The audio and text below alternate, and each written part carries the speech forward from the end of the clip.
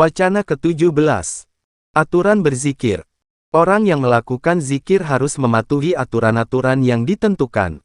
Pertama, tidak boleh syirik dalam zikir.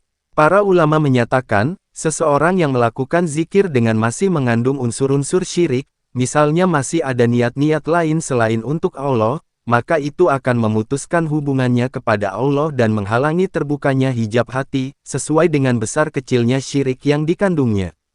Karena itu, setiap guru thariqat harus memerintahkan para muridnya untuk bersungguh-sungguh dan benar dalam melakukan zikir.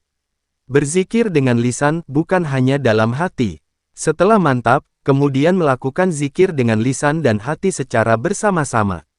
Hal ini harus terus-menerus dilakukan sampai seseorang mencapai tingkatan tertentu, dan seluruh anggota badannya bias merasakan ikut berzikir. Kedua, mengkosongkan perut. Artinya, orang yang melakukan zikir, sedikit demi sedikit harus mengurangi makannya. Juga mengurangi perkataan-perkataan yang tidak perlu, mengurangi tidur dan menghindarkan diri dari pergaulan masyarakat yang tidak benar.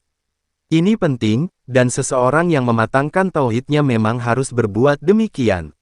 Sebab, tanpa kelakuan itu semua, nur tauhidnya akan redup, kemudian mati. Dan kenyataannya, para guru thariqat banyak yang tidak mampu membimbing murid-muridnya, ketika mereka merusak tidak melakukan sesuai aturan-aturan tersebut. Ketiga, melakukan zikir dengan suara keras. Ini untuk orang-orang pemula. Dengan suara keras, maka dorongan-dorongan hati, lamunan-lamunan dan lain-lain akan mudah dihilangkan. Sebaliknya, bila mereka melakukan zikir secara pelan, zikirnya akan mudah hilang, mudah terlena dan tidak bisa khusyuk. Keempat, harus didasarkan pada niat atau kehendak yang kuat. Maksudnya, orang yang melakukan zikir harus mempunyai niat, kehendak dan harapan yang kuat untuk berhasil dalam mendekatkan diri kepada Allah. Para ulama menyatakan, seorang murid harus melakukan zikir dengan didasari hati dan kehendak yang kuat, sehingga tidak ada tempat sedikit pun dalam hati dan bagian tubuhnya, kecuali semua ikut bergetar, berzikir kepada Allah. Para ulama menyamakan kuatnya zikir ini dengan batu, yaitu, bagaimanapun kuat dan kerasnya batu, ia akan bisa terpecahkan dengan kekuatan. Begitu pula dengan keras dan rusaknya hati akan lunak dan tertundukkan oleh zikir, asal dilakukan dengan sungguh-sungguh dan kemauan yang kuat.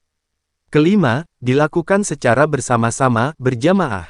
Hal ini dikarenakan, zikir yang dilakukan secara berjamaah lebih kuat pengaruhnya, dan lebih cepat membuka hijab. Al-Ghazali, pengarang kitab Ihya Ulumuddin, juga menyatakan hal itu. Ia menyamakan zikir yang dilakukan secara berjamaah dengan azan yang disampaikan secara bersama-sama. Yaitu, bahwa azan yang dilakukan secara bebarengan, jamaah, adalah lebih kuat, lebih keras dan lebih jauh jangkauannya. Adapun soal tempat melakukan zikir, para ulama menyatakan, bahwa yang terbaik adalah di masjid, di musala, atau di tempat-tempat lain yang biasa digunakan untuk zikir. Mana yang lebih baik, zikir dengan lafaz, la ilaha illallah, saja, atau dengan lafaz, la ilaha illallah Muhammad Rasulullah. Yang lebih baik, bagi pemula, adalah cukup lafaz, la ilaha illallah, tanpa ada kata tambahan. Bila sudah mapan dan bagus, terserah. Keenam, dilakukan dengan penuh kesopanan dan takzim.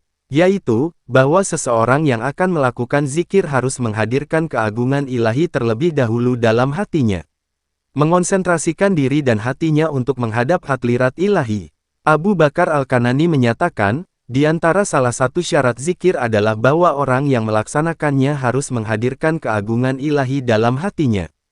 Menyiapkan dan memantapkan hati dalam menghadap hadlirat ilahi. Tanpa itu, ia tidak akan bisa mencapai kedudukan-kedudukan yang tinggi di sisi Tuhan. Salah satu adab dan kesopanan dalam berzikir adalah bahwa seseorang yang melakukan zikir harus terlebih dahulu, 1. Bertaubat, membaca istighfar. Minta ampun atas segala dosa dan kekurangan yang pernah dilakukan. 2. Memperbanyak syukur dengan membaca Alhamdulillah. Mengagungkan Tuhan. 3. Tidak langsung minum begitu selesai zikir.